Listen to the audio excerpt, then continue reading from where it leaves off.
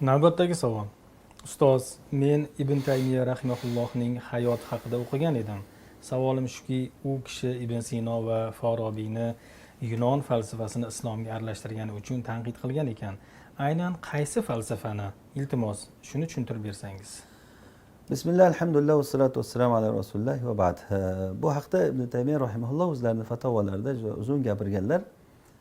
Adashmasam ikkinchi mujalladida o'sha rububiyat masalalarida gapirganlarida aytganlar, bu falsafa Alloh subhanahu va taoloning zotiga tegishli bo'lgan falsafa bu. Bu falsafa Alloh bilan xalqni boshqa ekanligiga ya'ni ta'na qiladigan falsafa. Alloh subhanahu va taolo mana ahli sunna val jamoat tushunchasida Alloh xalqdan boshqa, xalqdan ajralgan. Alloh taolo xalqidan ajralgan. Masalan, xalqda eng tepasi arsh bo'lsa, Alloh arshdan tepada. Ya'ni Alloh osmonda, Alloh yuqorida degan shu ma'noda. Ya'ni Alloh taolo xalqidan ajralgan. Xalqda ichida emas. Alloh taolo arsh tepasidan turib xalqni boshqaradi. Ahli sunna val jamoat tushunchasi shu. Xalq boshqa, xoliq boshqa. Bu falsafalarda, bu hozir aytilgan falsafalarda xalq bilan xoliqni bir-biriga qo'shib yuborilgan. Bu nasoralardagi bor bo'lgan lohut bilan nosut, ya'ni ilohiylik bilan insoniylik bir-biriga qo'shilib ketdi deb Iso alayhisalomning zotida haqida lohut bilan nosut bir-biriga qo'shilib ketdi-da bir ruh, ilohiylik ruhiyati paydo bo'ldi bunda deb Iso alayhisalomni iloh deganlari shundan. Lekin nasoralar bitta Iso alayhisalomning sha'nida aytsa, bu vahdatul vujud tushunchasini aytganlar butun koinotda hammasini o'sha haq deb Mansurul Halloj haqida demayapti, anal haq degani. Bu nima deganiki, bu butun vujud hamma narsa Alloh va xoliq, maxluq hammasi bitta ekan degan. Buni dahriylar tabiat deb aytadi.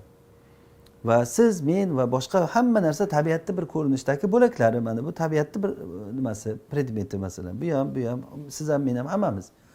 Mana shu tabiat, vujud hammasi bitta bo'lib turib, ular tabiat desa, ana vahdatul vujudchilar bularni hammasini bitta qilib turib haq deydi yo Alloh deydi. Ana bunda endi masalan hatto ba'zilari kuchuklar vovullasa ham Robbim nima deysan deb uradi. Ana robbun anta robbun layta shi'ri manir robbu deb, men ham robbiman, sen ham robbisan, qani bilsam qaysimiz robbimiz. Men robbiman desam sen kimsan? Sen robbi desang mukallaf qani? Mukallaf qayda? Mana shunaqangi o'xshagan Ibn Forizlar 20 mujalladlik kitobini, Futuhati Makka kitobini mana shu ikkita asos ustiga yozgan. Ikkita asos ustiga Ibn Taymiya o'sha haqida juda uzun gapirganlar. Bu deganiki bitta asos. Mahluqotlarda vujudi xoliqning vujudi bilan bir xil degan. Vujudul mahluqot ka vujudul xoliq. Asosiy falsafa mana shu.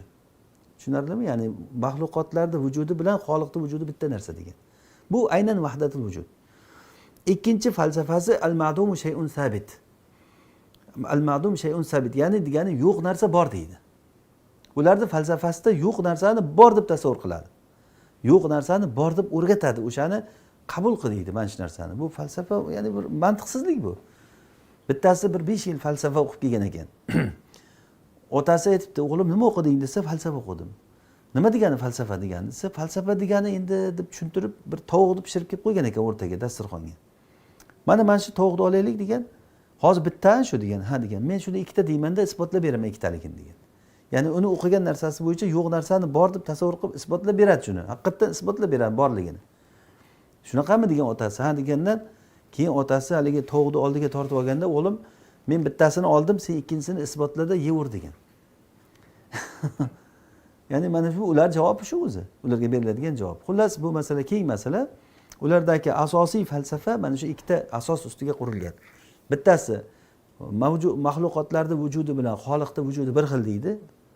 Ikkinchisi yo'q narsa bor degan falsafa ustiga qurilgan. Bu yo'lga kirgan odam qaytib chiqmagan.